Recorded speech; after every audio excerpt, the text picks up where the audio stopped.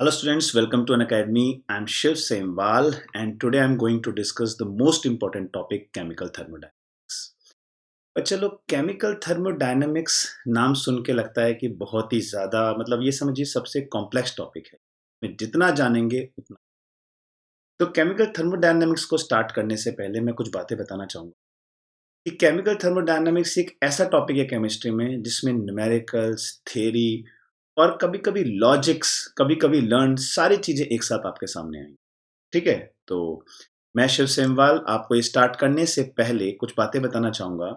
बच्चा लोग अगर आप लोगों ने अभी तक अनअकैडमी लर्निंग ऐप को इंस्टॉल नहीं किया है तो उसे इंस्टॉल कर लीजिए यहाँ से आप, ठीक है? Step 1 and then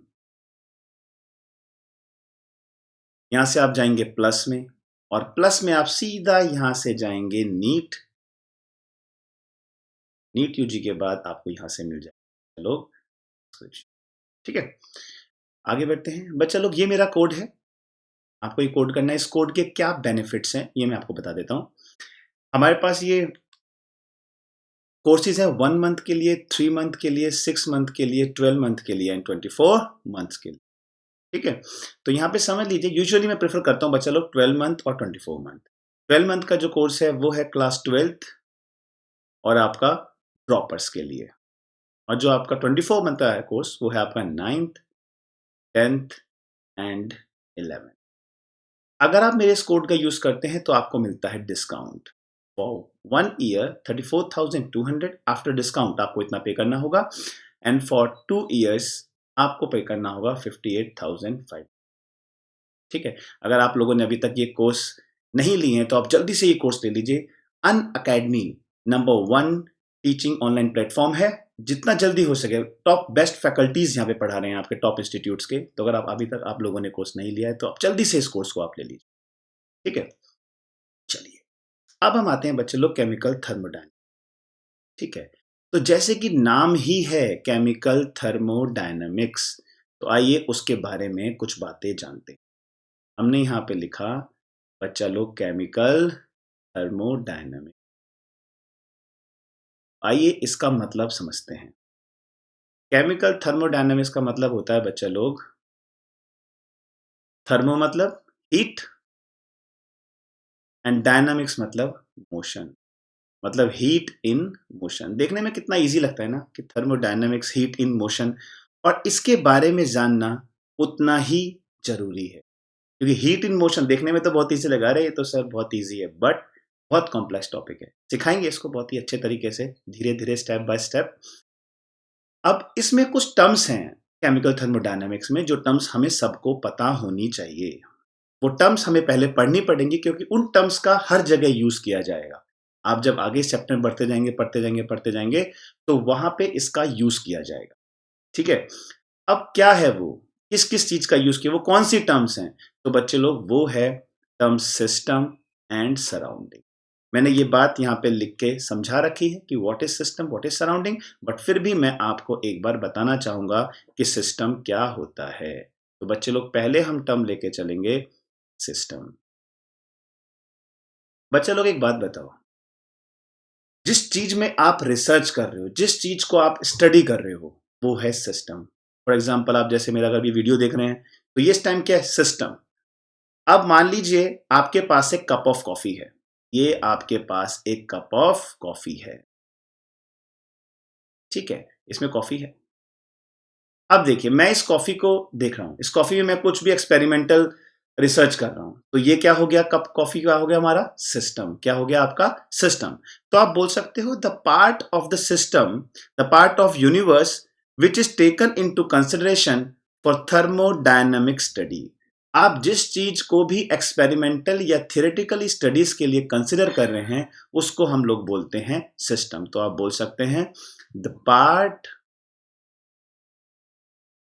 of universe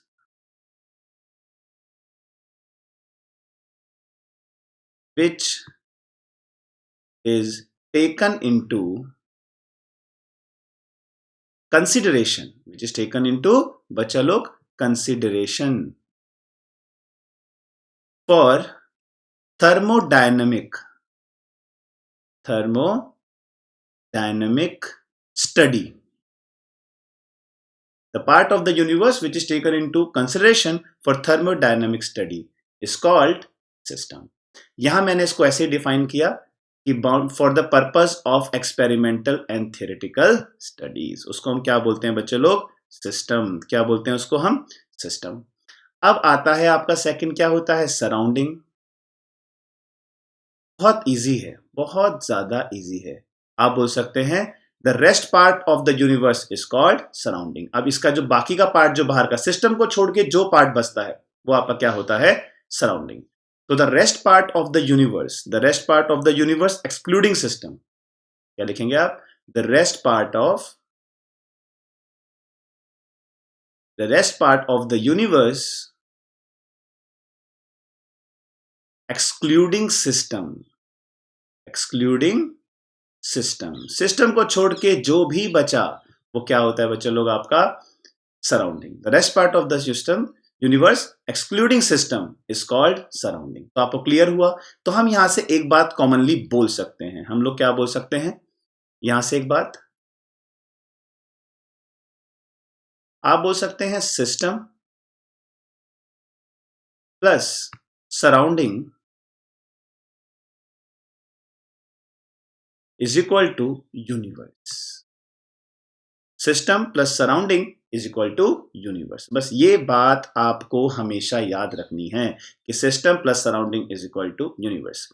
काफी बच्चे लोग मुझसे एक बात पूछते हैं कि सर अगर मान लीजिए यूनिवर्स ही एक सिस्टम है तो आप सराउंडिंग किसे लेंगे? तो मैं उनसे एक ही आंसर करता हूं, क्या आप जानते हो यूनिवर्स के आगे क्या है? अगर आपने यूनिवर्स को सिस्टम ले लिया तो बाकी बचा हुआ उसकी सराउंडिंग। अगर आप यूनिवर्स को सिस्टम कहते हैं तो सराउंडिंग को जीरो कैसे कह सकते हैं? मैं तो फिर यही बोलूंगा कि हम जानते यूनिवर्स को हैं। अगर आप यूनिवर्स के बियॉन्ड भी जानते हो तो यूनिवर्स सिस्टम और बाकी बचा हुआ क्या हो गया? सराउंडिंग। आइए अब आते हैं उसके बाद नेक्स्ट टॉपिक पे। इस सिस्टम और सराउंडिंग ये कुछ टर्म्स हैं जिनका पता होना आपको थोड़ा सा जरूरी है। ठीक है, अब हमारे पास है बाउंड्री एंड वॉल। तो सबसे पहले आपको समझना चाहिए कि बाउंड्री और वॉल होता क्या है, दोनों में डिफरेंस क्या है, बाउंड्री क्या है और वॉल क्या है। तो ऐसा बोलते हैं बाउंड्री और वॉल के लिए बच्चा लोग कि एनीथिंग, बच्चा लोग, anything which separates, anything which separates system and surrounding। बच्चे लोग थोड़ा सा इंपॉर्टेंट है समझना इस बात को। Anything which separates system and surrounding is called boundary, is called boundary. दूसरी बात, अब आपके मन एक कंफ्यूजन डाउट आता है कि सर एग्जैक्टली आप बोलना क्या चाह रहे हैं सिस्टम और उसके बारे में। तो आप एक बात ध्यान रखना कि बाउंड्री और वॉल में क्या डिफरेंस है। बाउंड्री जो है रियल और इमेजिनरी दोनों हो सकती है, बट वॉल हमेशा कैसी रहेगी? रियल। और रियल वॉल बोलेंगे हम, क्या बोलेंगे हम उसको? Real wall. अब एक बात बताओ, कई कोई तो एक ऐसा प्लेस होगा, जैसे मैं आपकी बात करूं, ये मेरे सामने एक वेसल है, ये एक वेसल है, इसके अंदर कुछ भी आप वाटर है। एक काम करो, यहां पे हीट लगा दो, हीट कर दो, इसे हीट करोगे आप। अब मुझे एक बात बताओ, यहां से ये वेपराइज हो रहा है, वेपराइज हो रहा है, ठीक है। अब मुझे एक बात बताओ, यहाँ पे सिस्टम कौन है बच्चों लोग? यहाँ पे सिस्टम है ये, और बाहर का क्या है? सराउंडिंग। तो क्या हम नहीं कह सकते कि ये जो वॉल है ये क्या है इसकी? ये वॉल क्या है इसकी? बाउंड्री। क्या है इसकी? ये बाउंड्री है इसकी। समझ में आया बच्चा लोग कि नहीं आया सबको? क्या बोलते हैं इसको? बाउंड्री बोलते हैं, जो सिस्टम और सराउंडिंग को क्या करती है? सेपरेट करती है। ठीक है, अब यहां पे बहुत सारी टर्म्स होती हैं कि हम लोग बहुत सारी टर्म्स पढ़ते हैं कि भाई कौन सी कितनी टाइप की बाउंड्रीज होती हैं, कितनी टाइप की बाउंड्रीज होती हैं। तो आइए उसको देख लेते हैं, एक बार चेक कर लेते हैं। आइए, तो यूजुअली दो ही तरह की वॉल बताते हैं हमें। एक होती है रिजिड वॉल, मैं आपको सारी एक्सप्लेन कर देता हूं क्योंकि ज्यादातर दो ही वॉल पढ़ी जाती हैं। ठीक है, तो हम सारी वॉल्स को पढ़ लेते हैं एक बार ताकि हमें हमेशा याद रहे। आइए, पहली category, first category, rigid wall. बच्चा लोग, second category, non rigid wall. Third category, adiabatic wall. And last होती है आपकी डायाथर्मिक वॉल। लास्ट क्या होती है आपकी? डायाथर्मिक। बच्चे लोग ज्यादातर ना हमें जरूरत किसकी पड़ती है? ज्यादातर हमें जरूरत इन दोनों की पड़ती है। हमें इन दोनों के बारे में पता होना चाहिए, पर मैं आपको फिर भी सारा बताऊंगा कि क्या क्या होती है। कभी पता नहीं एग्जाम में कौन सा क्या पूछ ले, क्योंकि एम्स में कभी कभी क्वेश्चन में रिजिड और नॉन रिजिड वॉल के बारे में भी देखा गया है। तो पहले बात करते हैं रिजिड वॉल। तो रिजिड वॉल के बारे में, द वॉल इज, बच्चा लोग, इमूवेबल। कैसी वॉल होती है ये? इमूवेबल। ठीक है। और नॉन रिजिड वॉल कैसे होती है? The wall is movable. ये बात आपको इसमें पता होनी। अब नेक्स्ट आते हैं हम एडियाबैटिक वॉल पे और डायाथर्मिक वॉल पे। सबसे ज्यादा इंपॉर्टेंट है कि एडियाबैटिक क्या होती है और आपकी डायाथर्मिक वॉल क्या होती है। हमें यहाँ पे दो चीजें समझनी होंगी एडियाबैटिक और डायाथर्मिक को जानने के लिए। ठीक है, चलिए देख लेते हैं उसको। तो कहते हैं नॉन कंडक्टर ऑफ हीट होती हैं। कैसी होती हैं ये? नॉन कंडक्टर, बच्चों, ऑफ हीट।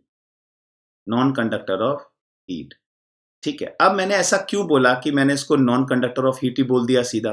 तो उस बात को आप समझ लीजिए कि नॉन कंडक्टर ऑफ हीट का मतलब क्या होता है।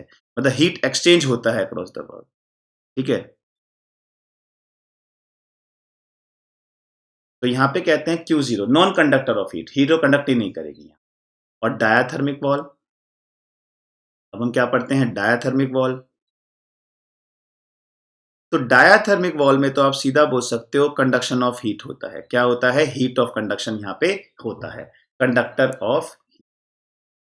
बस ये बातें आपको इसमें पता होनी चाहिए। क्या होनी चाहिए यहाँ पे?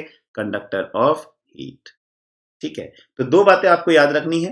पहली बात रखनी है, बाउंड्री दो टाइप की होती है, रियल बाउंड्री, एक होती है आपकी इमेजिनरी बाउंड्री। ये जो भी मैंने आपको सब बताई हैं, ये सारे के सारी कैसी बाउंड्री हैं? आपकी रियल बाउंड्रीज हैं। इमेजिनरी बाउंड्री का मतलब ये है कि फॉर एग्जाम्पल आप मानिए एयर में कहीं पे आपने क्या किया, एक कोई भी ऑब्जेक्ट ले लीजिए, उसको हीट जला दीजिए, आग लगा दीजिए उसमें। अब ऑब्वियसली उसमें एक प्रोसेस हो रहा है। अब उसके और सराउंडिंग के बीच में कौन सी वॉल है? वो एक इमेजिनरी वॉल तो होगी। फॉर एग्जाम्पल ये मेरे पास एक ऑब्जेक्ट है, मैंने हीट करके इसको जला दिया। अब आप मुझे दिखाइए, क्या आपको यहां पे दिख रही है कहीं पे भी बाउंड्री? कहीं नहीं दिख रही ना। तो यहां पे है आपकी इमेजिनरी बाउंड्री। कैसी बाउंड्री है आपकी यहां पे? इमेजिनरी। तो हम लोग को ये बात अच्छे से याद रखनी है बच्चों लोग। Number first, rigid wall, non rigid wall, adiabatic wall and diathermic. The wall is immovable. ये कैसी होती है? इमूवेबल। ये होती है मूवेबल। एडियाबैटिक हीट को पास नहीं होने देती, डायाथर्मिक कंडक्टर हीट को पास होने देती। ठीक है। चलिए, अब हम लोगों का काम है टाइप्स ऑफ सिस्टम पढ़ना। टाइप्स ऑफ सिस्टम पढ़ना कि सिस्टम कितने टाइप्स के होते हैं। मैं इनको अपने तरीके से आपको समझाऊंगा, बट यहाँ पे थोड़ा सा हम लोग देख लेते हैं। डेफिनेशंस दी हुई हैं हमने। Real system, ideal system, isolated system, close system, open. इन तीनों का बहुत बड़ा रोल है यहाँ पे। बट आप थोड़ा सा ये देख लीजिए, रियल सिस्टम और आइडियल। रियल सिस्टम का मतलब होता है कोई भी एक्सपेरिमेंटल वर्क। ठीक है। और बाकी हम लोग आइडियल सिस्टम को हम जनरली थर्मोडायनेमिक्स प्रॉब्लम सॉल्व कर सकते हैं। Like in pencil and paper work the system treated is called ideal. An ideal system is always considered to simplify the thermodynamic problem. ये सिर्फ डेफिनेशन पता होना चाहिए। मेन पार्ट तो ये तीनों हमारे, open system, close system and isolated. आइए बच्चों लोग पहले बात करते हैं किसकी? ओपन सिस्टम की।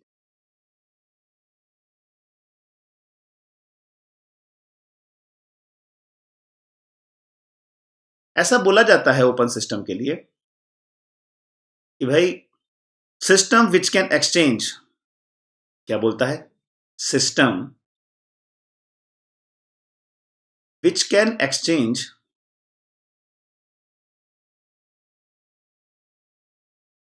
matter and energy with its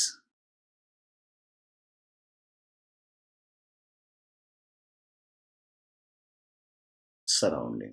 मतलब आप लोग बोल सकते हो यहां से कि भाई जो सिस्टम अपने साथ मैटर को भी एक्सचेंज करता है और एनर्जी को भी एक्सचेंज करता है सराउंडिंग्स के साथ। किसके साथ बच्चे लोग? सराउंडिंग्स के साथ। उसको हम क्या बोलते हैं? Open system. अब बोलोगे सर कोई तो एग्जांपल दो। बिल्कुल एग्जांपल देंगे, आइए इसका एग्जांपल देखते हैं।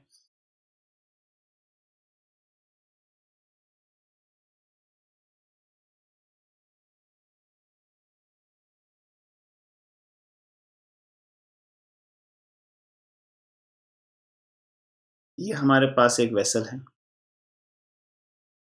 और इस वेसल में हमारे पास कोई, समझ लीजिए वाटर ही समझ लीजिए, कप ऑफ टी ले लीजिए, कप ऑफ कॉफी ले लीजिए और नीचे से इसको हीट कर दीजिए। या आपने हीट किया, हीट करने से क्या हुआ बच्चे लोग? ये किस में कन्वर्ट हुआ? वेपर में। किस में कन्वर्ट होगा? ये वेपर में। हीट कर रहा है भाई, ये प्रोसेस है ये। अब आप ध्यान से देखो, ये यहाँ पे दोनों चीज कर रहा है। ये क्या कर रहा है आपका? ये क्या है आपका? सिस्टम। ये क्या कर रहा है देखो, और बाहर वाला क्या है? यहाँ पे हम लिख देते हैं सराउंडिंग। सबको पता लग गया सराउंडिंग है। तो सिस्टम क्या कर रहा है? सराउंडिंग के साथ दोनों चीजें कर रहा है। बहुत ध्यान से देखिए, ये क्या कर रहा है? मैटर। क्या कर रहा है ये? यहाँ पे मैटर कर रहा है। वेपराइजेशन जो हुआ, मैटर भी एक्सचेंज कर रहा है। और क्या ये पानी थोड़ी देर के बाद गर्म नहीं, ठंडा नहीं हो जाएगा? तो ये मैटर भी कर रहा है एज वेल एज एनर्जी भी कर रहा है। सबको समझ में आया? आप कहोगे सर एक आध एग्जांपल भी दे दो आप हमें इसका। बिल्कुल, एग्जांपल भी देते हैं इसका। तो इसका पहला एग्जांपल है a cup of T. A cup of T. क्या आप कोई और एग्जांपल दे सकते हैं बच्चे लोग? पॉन्ड दे सकते हो आप एग्जांपल। बिल्कुल सही है, वहां पे भी हीट जो वेपराइज करता रहता है पानी जो है। ठीक है, एक इसका और भी है, आप दे सकते हो अर्थ। अर्थ दे सकते हो आप इसका। आप दे सकते हो ह्यूमन बॉडी। Human body. अब दोनों चीज करती है। मैटर देखो, एनर्जी का तो आपको पता ही है, हम सराउंडिंग के साथ करते हैं। मैटर का कैसे करोगे बच्चे लोग? फैट बर्न जो करते हैं, वेपराई हीट जो क्या करती है अपना, स्वेटिंग बेसिकली। तो उसका एग्जांपल भी आप दे सकते हैं। ठीक है, तो आइए आगे बढ़ते हैं। नेक्स्ट सिस्टम आता है हमारा बच्चे लोग, ओपन सिस्टम के बाद आते हैं हम लोग क्लोज सिस्टम पे। किस पे आते हैं हम लोग? क्लोज सिस्टम पे।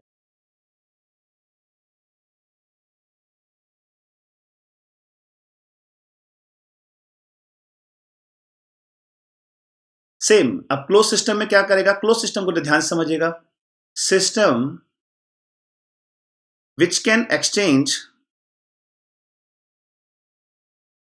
सिस्टम बच्चा लोग विच कैन एक्सचेंज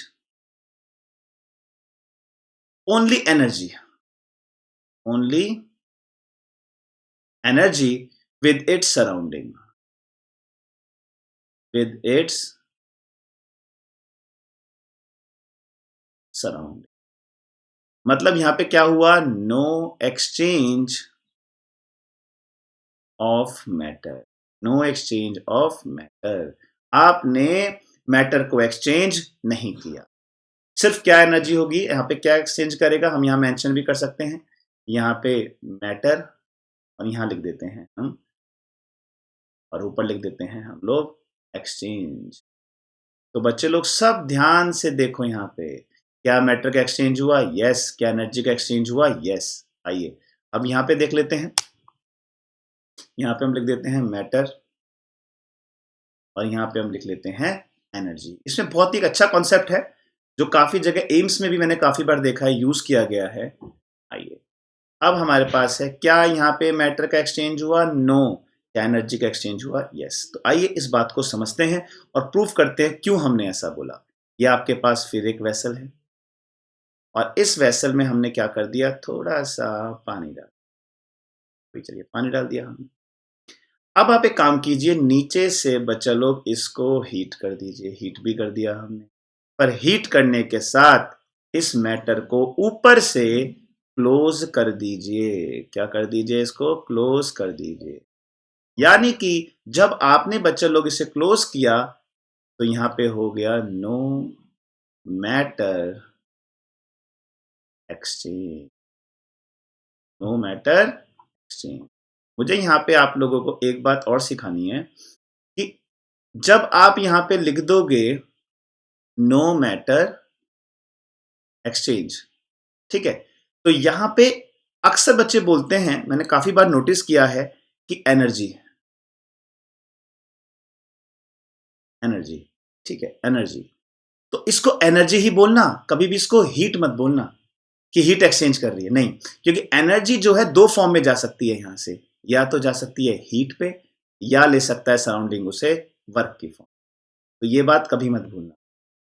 लिखा होगा कि भाई काफी बुक लिखती है कि सिस्टम जो हीट भी एक्सचेंज कर दे, हीट एक्सचेंज ना करे, या हीट एक्सचेंज करे बट मैटर एक्सचेंज ना करे। ज्यादा करेक्ट टर्म होती है एनर्जी। ज्यादा करेक्ट टर्म क्या होती है बच्चा लोग? एनर्जी। तो आप कोशिश करें एनर्जी की, सराउंडिंग अब उसे एज अ हीट लेती है या एज अ वर्क डन लेती है, वो बात बात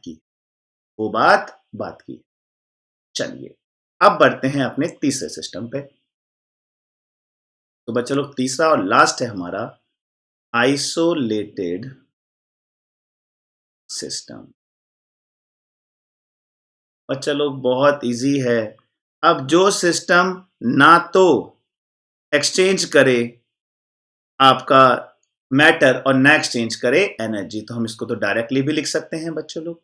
यहां पे मैटर लिख देते हैं हम लोग, और यहां पे लिख देते हैं हम लोग एनर्जी, और यहां पे लिख देते हैं। तो क्या मैटर एक्सचेंज करता है? ये मैटर एक्सचेंज करता है? नो। एनर्जी एक्सचेंज करता है? नो। अगर आप इसका मुझसे एग्जाम्पल पूछेंगे तो मैं बोलूंगा थर्मस फ्लास्क। Thermos flask. आइए मैं एक्सप्लेन भी करता हूं, इसको एक्सप्लेन करना बहुत जरूरी। आपने देखा होगा कि हम थर्मस फ्लास्क यूज पीते हैं, जिसमें हम पानी वानी पीते हैं। थर्मस फ्लास्क में हम लोग पानी वानी पीते हैं, थर्मस फ्लास्क में देखा होगा आपने। तो वो थर्मस फ्लास्क में अगर आपने गर्म पानी लिया तो पानी वो गर्म रहेगा, और वो पानी ठंडा है तो ठंडा रहेगा। तो ना तो उसमें मैटर एक्सचेंज हुआ और ना उसमें एनर्जी एक्सचेंज हुई। पर आप बोलोगे नहीं सर, थोड़ी देर बाद देखेंगे तो पानी गर्म से ठंडा हो जाएगा। तो बच्चों लोग, नथिंग इज परफेक्टली आइसोलेटेड। कोई भी चीज परफेक्टली आइसोलेटेड नहीं होती है। बार बार मैं ये बात बोल रहा हूं, कोई भी चीज परफेक्टली आइसोलेटेड नहीं होती। तो ये माइंड में रखना। जैसे कि आप बोलोगे ना सर, फ्लास्क में मैंने पानी भर दिया, गरम गरम पानी भर दिया, वो तो 7-8 आवर्स के बाद ठंडा हो जाता है। तो मैं ये बात बार बार बोल रहा हूं, कोई भी चीज परफेक्टली आइसोलेटेड नहीं होती। ये मत सोच बैठना कि वो लो क्वालिटी की है, नहीं, वो एक्सचेंज नहीं करेगी। कुछ शॉर्ट टर्म के लिए वो आइसोलेटेड की तरह काम करे। ठीक है, चलिए बच्चों लोग, ये 3 सिस्टम हमने पढ़े, ओपन सिस्टम, क्लोज सिस्टम, और हमने पढ़ दिया थर्मल। अब आप बोलोगे सर क्लोज सिस्टम कोई आप आंसर देंगे, तो आप यहाँ पे मैं इसका एग्जांपल दे सकता हूँ आपको। एक बहुत ही अच्छा और बहुत ही बढ़िया एग्जांपल है, इसे कभी भूलिएगा नहीं। ये है a hot water in in closed metallic container. Hot water in closed metallic. ये हमने पढ़ लिया आइसोलेटेड सिस्टम। अब हम आगे बढ़ते हैं स्टेट ऑफ अ सिस्टम के बारे में। थोड़ा सा इसके बारे में जानते हैं कि स्टेट ऑफ सिस्टम होता क्या है बच्चों लोग। ठीक है, तो आइए, स्टेट ऑफ सिस्टम के बारे में आपको 2 बातें पता होनी चाहिए। ठीक है, जो अक्सर बच्चे इग्नोर कर देते हैं। बच्चे लोग, स्टेट ऑफ अ सिस्टम है सिस्टम की स्टेट। ठीक है, सिंपली आप बोलेंगे कि आप अगर सिस्टम के वेरिएबल को डिस्क्राइब कर रहे हैं तो आप स्टेट ऑफ सिस्टम बता रहे हैं। तो ऐसा बोला जाता है कि आप स्टेट ऑफ सिस्टम को अगर एक्सप्लेन करना चाहते हैं, ठीक है, तो आप बोल सकते हैं the state, we specify the state of a system a sample of, आपने मान लीजिए प्रेशर, वॉल्यूम, जैसे मैं बोलूं आपको कि प्रेशर, वॉल्यूम एंड टेम्परेचर, ये यूजुअली बताते हैं, ये नंबर ऑफ मोल्स, ये क्या बताते हैं आपको सिस्टम की क्या बताते हैं, स्टेट। तो अगर आपसे कोई बोले स्टेट ऑफ सिस्टम क्या है, तो pressure, volume, temperature and number of moles specify the state of system. क्या सब एक्सप्लेन करते हैं हम ये? State of system, state of a system. ये छोटी छोटी टर्म्स आती रहेंगी, ये छोटे छोटे पैरामीटर्स हैं जो हमको पढ़ने हैं यहाँ पे। ठीक है, ये क्या होता है? State of system, pressure, volume and temperature. ठीक है, ऐसे ही सेम आपके होते हैं स्टेट वेरिएबल्स। ऐसे ही आपके होते हैं बच्चे लोग स्टेट वेरिएबल्स। तो मैं आपको बताता हूं कि यूजुअली होता क्या है, अगर आपको कुछ मेजरेबल क्वांटिटी है, कुछ क्या है, मेजरेबल क्वांटिटीज है, तो जैसे बोलते हैं मेजरेबल क्वांटिटी, जैसे प्रेशर है, वॉल्यूम है, टेम्परेचर है। तो pressure, volume and temperature are the state variables and they define the state of a system. बहुत ध्यान से समझिएगा। Pressure, volume, number moles and these are the state variables. ये क्या है आपके स्टेट वेरिएबल्स विच डिफाइन या which specify the state of a system. वो क्या करेंगे, आपके स्पेस ऑफ अ सिस्टम को स्पेसिफाई करेंगे, वो बताएंगे आपको कि exactly space of a system होता क्या है। और चलो क्लियर हुआ। स्टेट ऑफ सिस्टम और स्टेट वेरिएबल्स भाई प्रेशर, वॉल्यूम, टेम्परेचर, मोल्स ये चेंज करते जाएंगे हर सिस्टम के लिए, और वो उसकी स्पेस ऑफ अ सिस्टम या स्टेट जो होगी उसकी, मतलब जैसे कि आप बोलते हैं, अब एक बार बताओ आप, ice, water and water vapour, ये तो स्टेट हो गई उसकी। अब ये किस वजह से डिफ्रेंशिएट हो रही हैं, प्रेशर, वॉल्यूम, टेम्परेचर, उनकी कंडीशंस है। तो pressure, volume, temperature are the state variables which defines the state of a system. मतलब वो आइस वाटर किस फॉर्म में है, सॉलिड फॉर्म में, आइस वाटर लिक्विड फॉर्म में है, वाटर वाटर वेपर फॉर्म में है। समझ में आया सबको बच्चों? चलिए अब आते हैं अपने नेक्स्ट टॉपिक पे। ये छोटे छोटे टर्म्स हैं, मैं बार बार बोलूंगा, थोड़ा सा थियोरेटिकल पार्ट है जो थोड़ा सा हमें कुछ सिखाते हुए चलेंगे, आगे जाके इनका यूज बढ़ सकता है। ठीक है, अब आते हैं हम लोग होमोजिनस सिस्टम पे, और बच्चे लोग दूसरा है हेट्रोजिनस सिस्टम। तो बच्चे लोग सिस्टम होमोजीनस का हम शुरू से ही पूछते हैं, एक ही बात जानते हैं कि system is called said to be homogeneous if it is completely uniform throughout. Throughout वो ऐसा ही है। It consist of a only one phase. It consist only of a one phase. मैं आपको एग्जांपल दे देता हूं। For example N2 बच्चा लोग गैस बच्चों प्लस 3H2, और ये बना देगा आपका बच्चों, आप कहेंगे सर आप इतना धीरे धीरे सारे डेफिनेशन क्यों पढ़ा रहे हैं? बच्चा इसलिए क्योंकि मुझे एक एक पॉइंट यहाँ पे आपका क्लियर करना है। ठीक है, इसलिए मैं एक एक डेफिनेशन को प्रॉपरली लिख के बता रहा हूँ। आराम से टाइम लेंगे, धीरे से सिखाएंगे, पर एक एक चीज को एक्सप्लेन करते हुए चलेंगे ताकि आगे जाके आपको कोई कंफ्यूजन ना हो और हर चीज क्रिस्टल क्लियर हो एकदम। ठीक है, तो आइए देखिए यहाँ पे फेस क्या है, गैस गैस गैस। ठीक है, एक एग्जांपल और लेते हैं, calcium carbonate solid, solid plus CO2। अब मैं आपको यहां पे एक चीज बताऊंगा, आप लोग सब ध्यान से देखेंगे। सिस्टम होमोजीनस है, जो कंप्लीटली यूनिफॉर्म है, means it consist only one phase. And what about heterogeneous? A system is said to be heterogeneous if it is not completely uniform throughout, it consists of two or more phases, two or more phases। तो आप खुद ही मुझे पहचान के बताइए कि इसमें से कौन सा होमोजीनस सिस्टम है और कौन सा हेट्रोजीनस। यहाँ पे सब एक ही फेज है, गैस फेज है। तो बच्चा लोग ये हुआ होमोजीनियस, होमोजीनस सिस्टम। एंड बच्चे लोग यहां पे क्या है आपका, सॉलिड भी है गैस भी है, टू या टू से ज्यादा फेज हो तो उसको हम बोलते हैं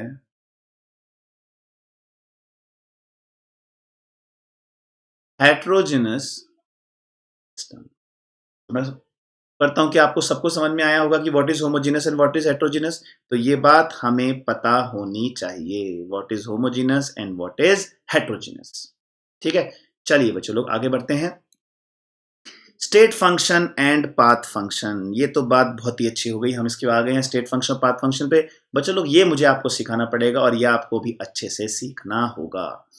कहते हैं कि स्टेट फंक्शन क्या है और पाथ फंक्शन क्या है, ये बहुत इंपॉर्टेंट है, काफी जगह मैंने देखा है। इसको बहुत ही बढ़िया तरीके से सिखाएंगे, इसको इसकी डेफिनेशन हम देखेंगे। कहते हैं स्टेट फंक्शन, तो बच्चे लोग the property of the system, ऐसा बोलते हैं कि जो प्रॉपर्टी ऑफ सिस्टम इनिशियल और फाइनल स्टेट पे डिपेंड करती है पर पाथ पे डिपेंड नहीं करती, उसे हम क्या बोलते हैं, स्टेट फंक्शन। फॉर एग्जांपल ये मेरे पास एक ए पॉइंट है और ये मेरे पास एक बी पॉइंट। तो मैंने कहा आप ए से बी पे आओ, आप ऐसे भी आ सकते हो, आप ऐसे भी आ सकते हो, आप ऐसे भी आ सकते हो, आप कैसे भी आओ मुझे फर्क नहीं पड़ता। मेरे को तो एक बात से मतलब है कि आप यहां कैसे थे और आप यहां पे कैसे, मुझे कोई फर्क नहीं पड़ता, आप कैसे भी आओ। तो मैं बोलूंगा इसमें a property which depends upon a property which depends upon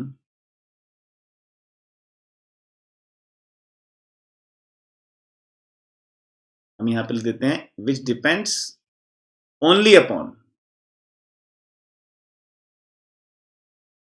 initial and final state of the system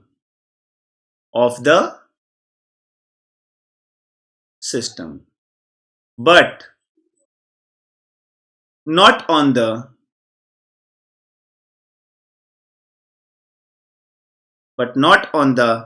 path followed वो डिपेंड नहीं कर रहा, सिर्फ वो इनिशियल पे और फाइनल स्टेट पे डिपेंड करता है। अब आते हैं ऐसे ही पाथ फंक्शन पे। इसका मतलब है सेम यहां पे भी वही चीज है। हम यहां पे बोलते हैं कि यहां पर ए पॉइंट है और बच्चे लोग यहां पर बी पॉइंट। इसके लिए तो मैटर करेगा कि आप यहां से जाओगे, आप यहां से जाओगे या आप यहां से जाओगे। इसके लिए ये बातें मैटर करेंगी। तो ये बोलता है property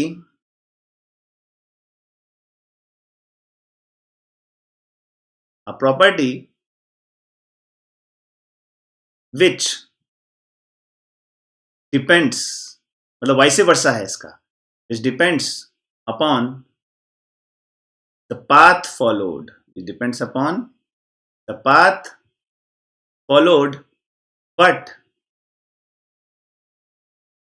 independent of the initial and final state। बच्चा लोग इनिशियल और फाइनल स्टेट पे डिपेंड नहीं करता है, वो डिपेंड करता है किस पे? पाथ पे डिपेंड। तो बच्चे लोग मैं आपको आज एक बार बताना चाहता हूं, यहाँ पे ये ध्यान रखिएगा।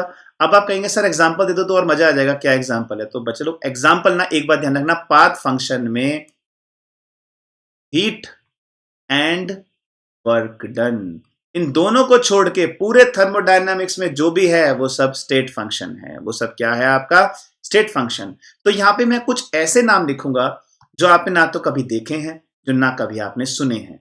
वो हम आगे जाके थर्मोडायनामिक्स में सीखेंगे। आइए देखते हैं कि वो कौन से नाम हैं। तो बच्चों लोग कंफ्यूज मत होना, बार बार बोल रहा हूं कंफ्यूज मत होना, कंफ्यूज मत होना। वो कौन कौन से नाम है? तो ये नाम तो सबको पता है बच्चा लोग, प्रेशर, बच्चा लोग टेम्परेचर, बच्चों लोग वॉल्यूम, ये तो सब जानते हैं। बस हाँ, अब आप देखो delta U, delta H, delta S and delta. बच्चों में बता, डेल्टा का मतलब होता है ना इनिशियल और फाइनल। तो ये डेल्टा यू जो है ना, ये डेल्टा ई के नाम से भी इसको देखा जाता है। तो इनके नामों से परेशान मत होना, क्योंकि ये आगे जाके टॉपिक्स आने वाले हैं। जैसे डेल्टा जी को हम बोलते हैं गिब्स फ्री एनर्जी। ये क्या होती है, क्यों होती है, छोड़ दो इस बात पे, इस पे दिमाग मत लगाओ, ये आगे सिखाना है आपको। डेल्टा एस क्या होता है? एंट्रोपी। डेल्टा एच क्या होता है बच्चे लोग? एंथैल्पी। ये सब सिखाया जाएगा आपको आगे, ये सब आपको आगे जाके सिखाया जाएगा। क्या बोलते हैं इसको? Enthalpy.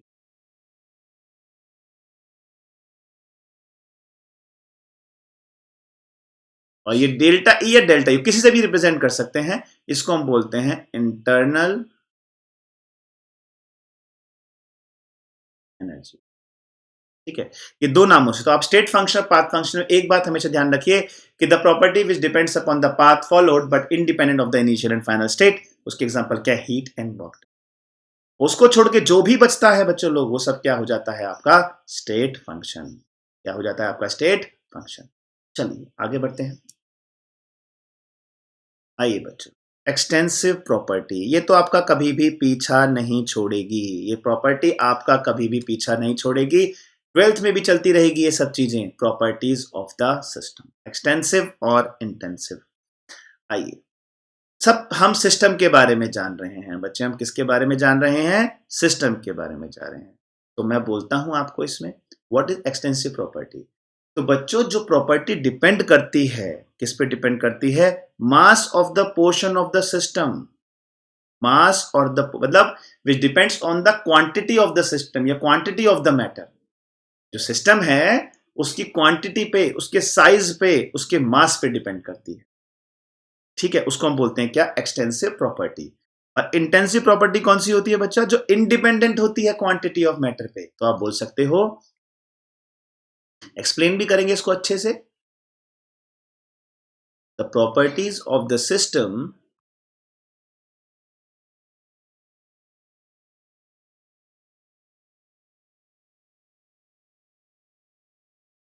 which depends upon the properties of the system which depends upon the quantity of matter, which depends upon the quantity of matter contained in the system, contained in the system।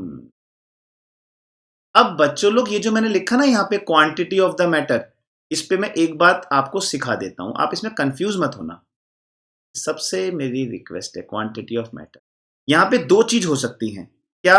एक तो बच्चे लोग आप इसे बोल सकते हो मास, दूसरा आप बोल सकते हो size of the system.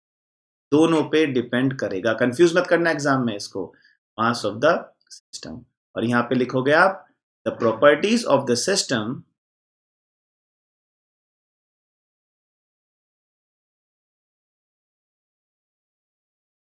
Medical के लिए बहुत इंपॉर्टेंट है, नीट में बहुत पूछता है, बहुत ज्यादा पूछता है ये। The properties of the system which is independent of the quantity of matter contained in the system, contained in the system। बच्चों लोग ये दो बड़ी बड़ी इंपॉर्टेंट चीजें थी जो हमें सीखनी थी, जो हमें सीखनी थी। तो आइए आपके सामने वो एग्जाम्पल भी रख देते हैं ताकि आपको समझने में आसानी हो। तो बच्चे लोग एक्सटेंसिव प्रॉपर्टी में पहला क्या रहेगा? एग्जाम्पल। ये एग्जाम्पल जो लिखने वाला हूं ना, इनको कभी मत भूलना। मास, बच्चे लोग volume, number of moles,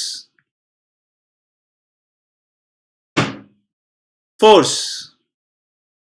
mass, volume, number of moles, force. और यहां पे आप और भी चीजें दे सकते हो, मास हो गया, वॉल्यूम हो गया, नंबर ऑफ मोल्स हो गया, फोर्स हो गया। अब जो लिखने वाला हूं उस पर जरा सा ध्यान देना। एंट्रोपी, एंथैल्पी,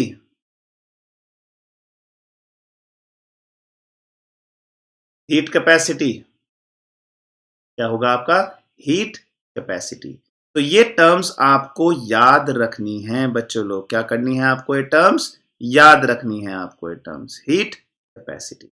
ठीक है, चलिए आगे बढ़ते हैं। अभी इसके बाद अब हम लोगों को एक बात और सीखनी चाहिए, इसमें इंटरनल एनर्जी भी इसी का पार्ट होगा।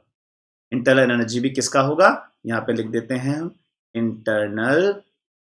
अभी ये टर्म ना आपका होगा, अभी थोड़ी देर पहले मैंने टर्म आपको बताई थी, आप थोड़ा सा जरा ध्यान दीजिएगा। मैं आपको दिखा देता हूं, यहां मैंने ये टर्म्स बोली थी, तो उससे कंफ्यूज मत होइएगा बच्चे लोग, ये सीखेंगे हम लोग आगे जाके। ये सारे टर्म्स जो है ना, internal energy, enthalpy, entropic, Gibbs free energy, बहुत कुछ है अभी आगे सीखने के लिए, बहुत कुछ है अभी आगे सीखने। ठीक है, तो वहां पे हम इसको सीखेंगे। हीट कैपेसिटी, और हम लिख देते हैं इंटरनल। मैंने एक ही जगह आपको सारे एग्जांपल लिखवा दिए हैं। और लास्ट है आपकी गिब्स, बच्चों लोग, फ्री एनर्जी। ये एग्जांपल है, इनको कभी भी मत भूलना, इनको कभी भी मत भूलना। अब आइए, अब आते हैं इसके एग्जाम। एक बात जो कभी मत भूलना, एक बात और है जो कभी मत भूलना, कि extensive upon extensive is equal to intensive. Extensive upon extensive is equal to intensive. अब आप बोलोगे सर ये क्या करा दिया आपने, ये क्या है? आइए समझते हैं। Extensive upon extensive is equal to intensive, ये बात अगर आपने अपने माइंड में रख ली तो देखिए आपको क्या क्या चीजें हमेशा याद रहेंगी। आइए मैं आपके सामने वो एग्जाम्पल भी लेके आ जाता हूं। एग्जाम्पल, आइए आप मुझे एक बात बताइए, डेंसिटी। बच्चों लोग डेंसिटी क्या होता है? Mass by volume. हाँ, यहां पे एक और लिख दीजिए, एरिया। एरिया भी एक्सटेंसिव होता है। अब आप आइए प्रेशर। प्रेशर क्या होता है बच्चों लोग? Force upon area. Force upon area. दूसरी चीज टेम्परेचर कैसा है, इंटेंसिव। ऐसा बोल देते हैं कि टेम्परेचर जो है वो जो है आपका क्या नाम है, नेचर, मतलब ऐसा ही बोल सकते हैं कि इंटेंसिव प्रॉपर्टी जो है नेचर पे भी डिपेंड करती है। तो टेम्परेचर है, टेम्परेचर में दोनों चीज क्लियर हो गई, बॉइलिंग पॉइंट एंड बच्चों लोग मेल्टिंग पॉइंट। ठीक है, और बहुत से एग्जांपल, डेंसिटी हो गया, प्रेशर हो गया, टेम्परेचर। बच्चा लोग concentration term, number of moles per unit volume जहां पे आएगा, देखो ना, हो गया ना, एक्सटेंसिव एक्सटेंसिव। और आप क्या दे सकते हो, और आप बोल सकते हो बच्चा लोग रिफ्रैक्टिव इंडेक्स, और आप क्या दे सकते हो, विस्कोसिटी। क्या बोल सकते हो आप बच्चे लोग, विस्कोसिटी।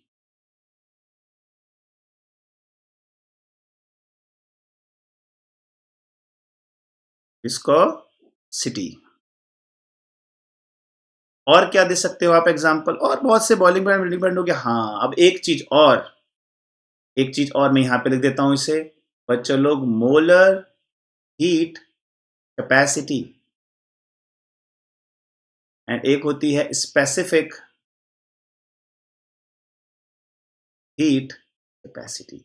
तो ये आपके कॉमन एग्जाम्पल हैं, ये आपके कॉमन एग्जाम्पल हैं। तो यहां से मुझे आपको एक बात और सिखानी है, एक बात मुझे आपको यहां से और सिखानी है। एक्सटेंसिव इंटेंसिव बेटा सबको समझ में आया। चलिए अब आते हैं एक और बात पे। एक बात बताइए मुझे, मेरे पास बच्चों ये एक कंटेनर है जिसका वॉल्यूम V है और टेम्परेचर T है। मैंने क्या किया, इस कंटेनर को दो इक्वल पार्ट में डिवाइड कर दिया, दो इक्वल पार्ट में डिवाइड कर दिया। तो वॉल्यूम हो जाएगा V/2, वॉल्यूम हो जाएगा V/2। क्या टेम्परेचर भी T/2 हो जाएगा? नो, नो, नहीं होगा। इसीलिए बोलते हैं कि एक्सटेंसिव प्रॉपर्टी जो है वो कैसी प्रॉपर्टी है, यहां लिख देता हूं, एडिटिव एंड सब्ट्रैक्टिव। बच्चे लोग समझ में आया कैसी प्रॉपर्टी है, एडिटिव प्रॉपर्टी है और सब्ट्रैक्टिव प्रॉपर्टी है। ये मैंने आपको कॉमन एग्जांपल्स दिए हैं बच्चे लोग, इसको हमेशा याद रखना। क्या करना है, हमेशा याद रखना है, एडिटिव प्रॉपर्टी और सब्ट्रैक्टिव। ये इसका एक एग्जांपल था, यहां से हमने इसको,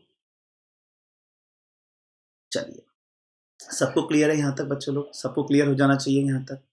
आगे बढ़ते हैं, अब आते हैं हम लोग थर्मोडायनामिक प्रोसेस। अब कहते हैं कि भाई ये थर्मोडायनामिक प्रोसेस की डेफिनेशन क्या होती है। ठीक है, कहते हैं द ऑपरेशन, द प्रोसेस या the operation by which a system changes from one state to another state.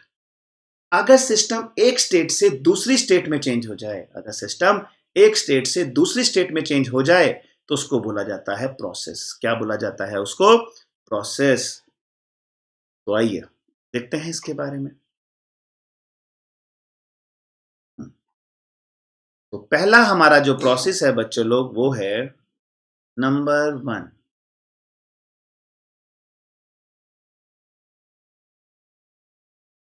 Isothermal process.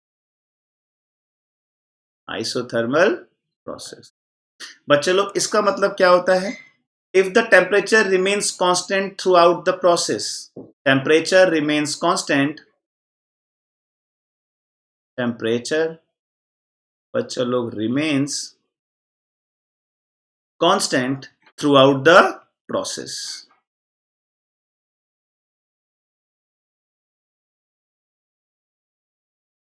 Temperature remains constant throughout the process, मतलब ये नहीं है कि इनिशियल और फाइनल। ध्यान रखिएगा जरा, मेरी इस बात पे ध्यान रखिएगा कि delta t is equal to 0।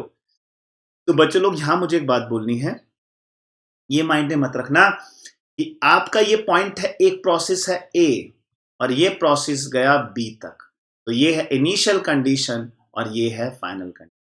तो बच्चों लोग through out the process, throughout the process मतलब ए से लेके हर पॉइंट पे, हर पॉइंट पे, हर पॉइंट पे टेम्परेचर कैसा रहेगा, सेम रहेगा। Through out the process temperature remains constant.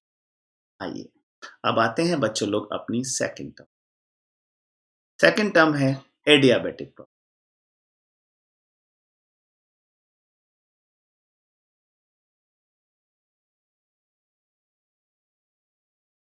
तो बच्चों लोग एडियाबेटिक प्रोसेस का मतलब समझ, ऐसा प्रोसेस जहां पे नो एक्सचेंज हो,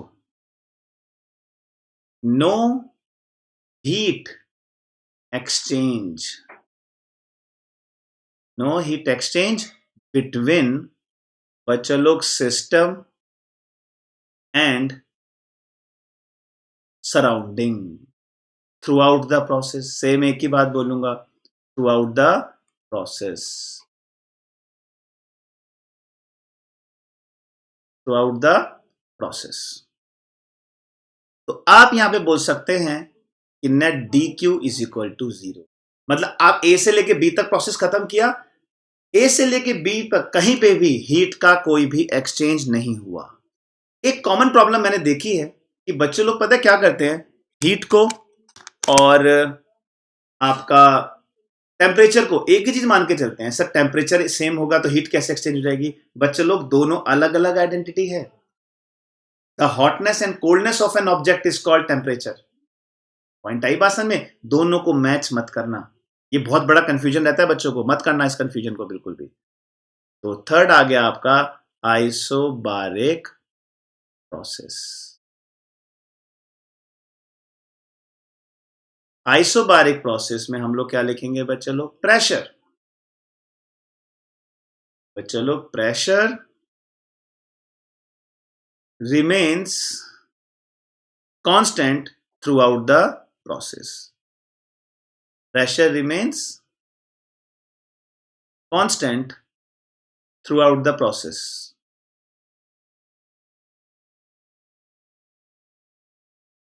Throughout the process. तो आप बोल सकते हैं delta p is equal to, delta p is equal to 0 throughout the. मैं बार बार इस चीज को बताता रहूंगा, थ्रू आउट द प्रोसेस, इसमें कंफ्यूजन मत करना बिल्कुल। फोर्थ आते हैं आइसोथर्मल, एडियाबेटिक, आइसोबैरिक। अब आ गया हमारा आइसोकोरिक। अब सबके माइंड में तो आंसर होगा ही कि सर आइसोकोरिक का मतलब तो अब एक ही बचा, वो कौन है? वो बचा आपका वॉल्यूम। कौन बचा? वो आपका वॉल्यूम। तो लिखेंगे volume remains constant throughout the process. मतलब आप बोल सकते हो delta v is equal to 0। Delta v क्या बोल सकते हो आप लोग? 0।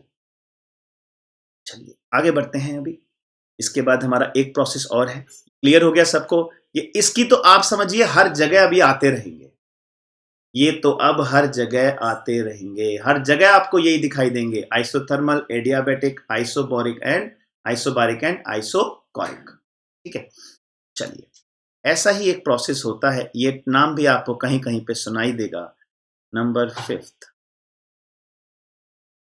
Cyclic process. साइक्लिक प्रोसेस में कहता है when initial and final conditions are same.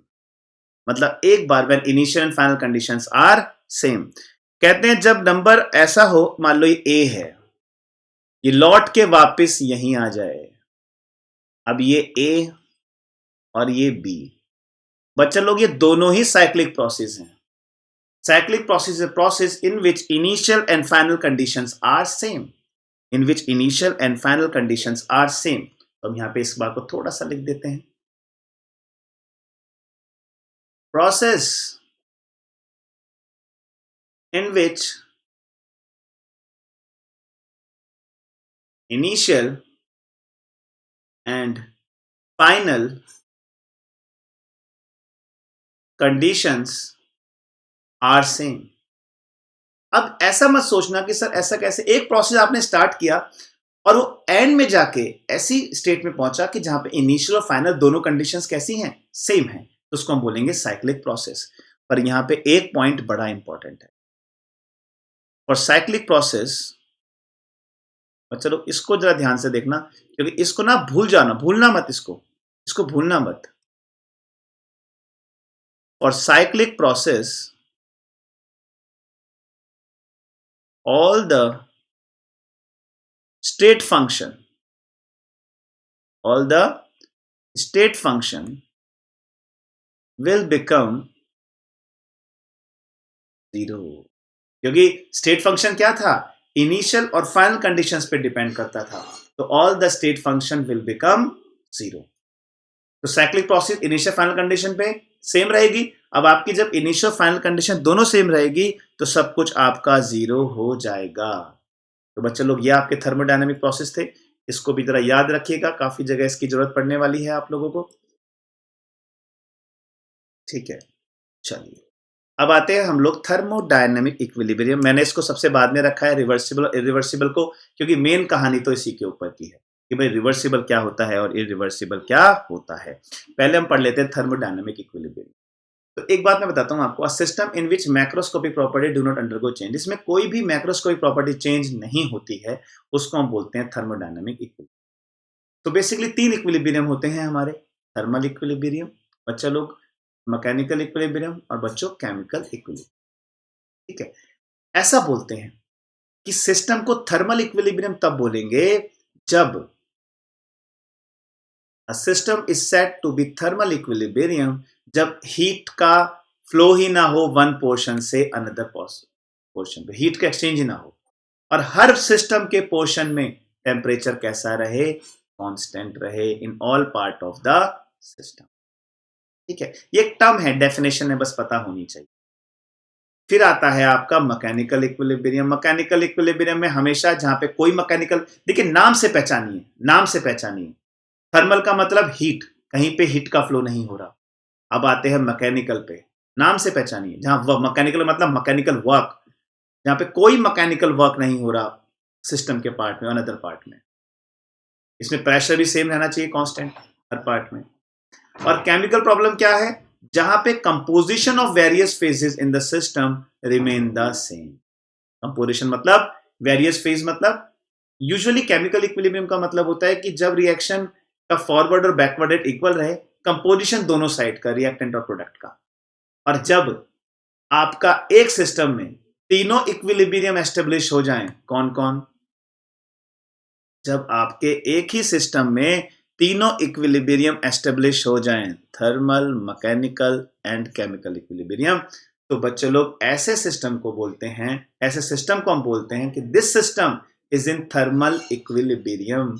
When all these 3 equilibrium established, then it is system in thermal equilibrium. तो thermal equilibrium is equal to thermodynamic equilibrium, sorry thermodynamic equilibrium बोलेंगे, उसमें thermal equilibrium भी होगा, mechanical equilibrium भी होगा, और chemical equilibrium भी होगा। चलिए अब हम आते हैं अपने मेन कॉन्सेप्ट पे, जो हमारा इस, हालांकि सारे ही मेन थे, पर यहां पे एक चीज सबसे इंपॉर्टेंट है जो एग्जाम में सबसे ज्यादा पूछता है, reversible process and irreversible process. बच्चे लोग, इसकी कहानी थोड़ी सी डिफरेंट है। ऐसा बोलते हैं रिवर्सिबल और इरिवर्सिबल प्रोसेस को कि अगर आपने ये एक बार सीख लिया तो आपको कुछ भी समझने की जरूरत नहीं। अगर आपने ये एक बार समझ लिया तो आपको कुछ भी करने की जरूरत नहीं। ठीक है, सब कुछ समझ में आ जाएगा आपको एक पॉइंट। अब क्या है रिवर्सिबल, क्या है रिवर्सिबल? तो बच्चों लोग, दो चीजें हैं इसे, chemical thermodynamics and chemical equilibrium. ये चैप्टर आपका 11th में है, दोनों में ये प्रोसेस पढ़ोगे आप, reversible process, reversible reaction, irreversible process, irreversible reaction, दोनों में उसकी डेफिनेशन अलग अलग है। तब केमिकल थर्मोडायनामिक्स में एक डेफिनेशन का यूज करेंगे एंड केमिकल इक्विलिब्रियम में अलग डेफिनेशन का यूज। केमिकल इक्विलिब्रियम दोनों एक ही के लिए वैलिड है भाई, जो रिएक्शन को आप रिवर्स में भी कर सकते हो, which can be reversed, is called reversible process. दूसरा इरिवर्सिबल, जिस रिएक्शन को आप रिवर्स नहीं कर सकते वो क्या है, आपके इरिवर्सिबल। तो आइए हम थर्मोडायनामिक्स क्या कहता है इसके बारे में। तो रिवर्सिबल प्रोसेस का पहला डिफरेंस, कहते हैं कि जो reaction it takes, it is an, पहले ही मैं एक बात लिख देता हूं, it is an ideal process, it is an ideal process. Number 1, it is a real process.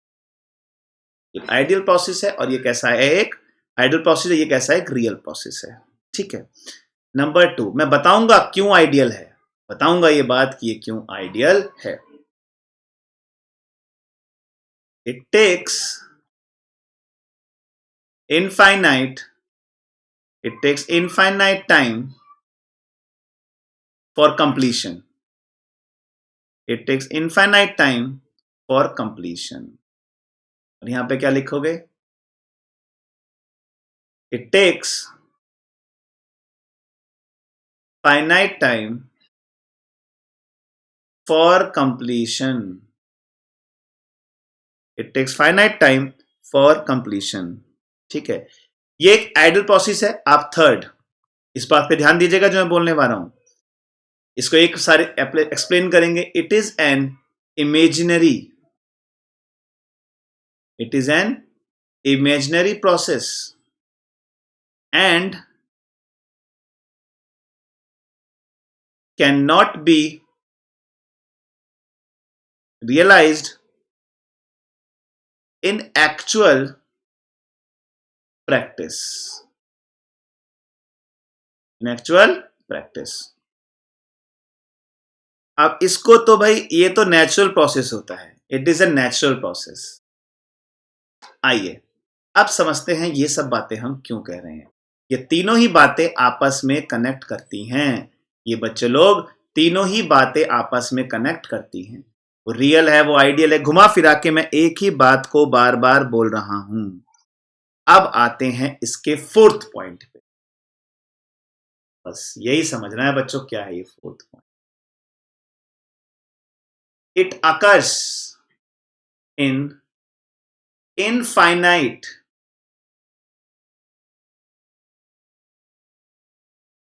small steps. It occurs in infinite small steps और स्लो प्रोसेस है। It occurs in infinite small steps, और ये कैसा step है? Slow है। और fourth, ये process कैसा है? फास्ट। ये प्रोसेस कैसा है? फास्ट प्रोसेस है। ये प्रोसेस कैसा है? फास्ट प्रोसेस है। और जो रिवर्सिबल प्रोसेस है वो इनफाइनाइट स्मॉल स्टेप्स में होता है और बहुत ही स्लो प्रोसेस है। और जो इरिवर्सिबल है वो कैसा है? फास्ट है। तो अब इसमें यहां पे सीखने के लिए कि छोटे छोटे स्टेप्स में हो, तो काफी बुक्स में अगर आप देखोगे तो टर्म यूज करता है इनफाइनाइट स्टेप्स की जगह इनफाइनाइजिमली, इनफाइनाइजिमली स्मॉल। तो कैसे लिखता है वो, इसे हम देख लेते हैं यहां पे। इनफाइनाइजिमली,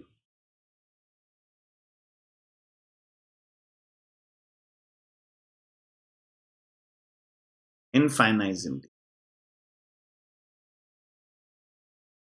तो इनफाइनाइजिमली का मतलब में कंफ्यूज मत होइएगा, इनफाइनाइजिमली का मतलब होता है इनफाइनाइट बेसिकली।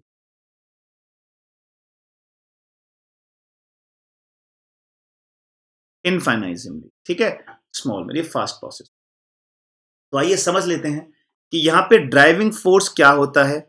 ड्राइविंग फोर्स और सारी कहानी होती है ड्राइविंग फोर्स और अपोजिंग फोर्स की। तो ये एक डिफरेंस हम नेक्स्ट पेज पे लिख देते हैं।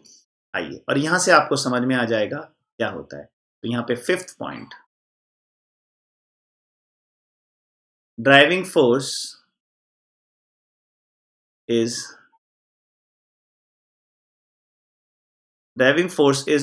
infinitesimally small. और यहां पे लिखोगे ड्राइविंग फोर्स इज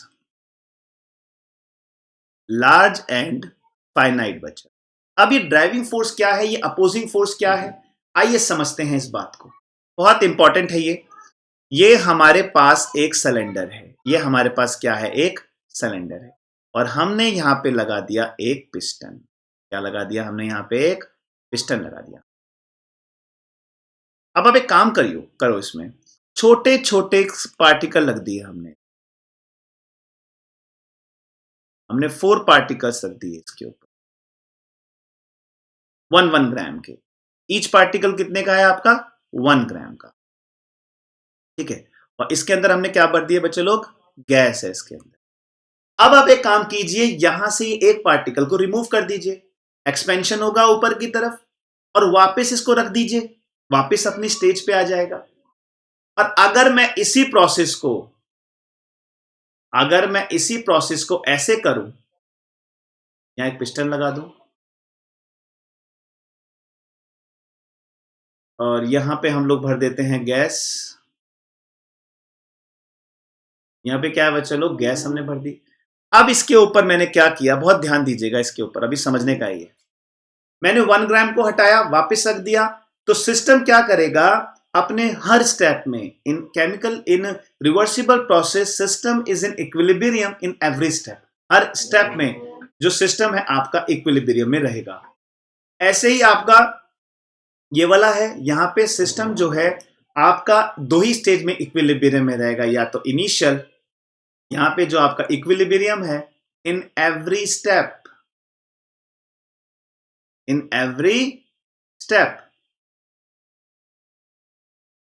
यहां पे जो सिस्टम रहेगा वो हर स्टेप में इक्विलिब्रियम, मतलब एक बार आगे गया फिर पीछे भी इक्विलिब्रियम रहेगा। और यहां पे इक्विलिब्रियम कहां रहेगा, एट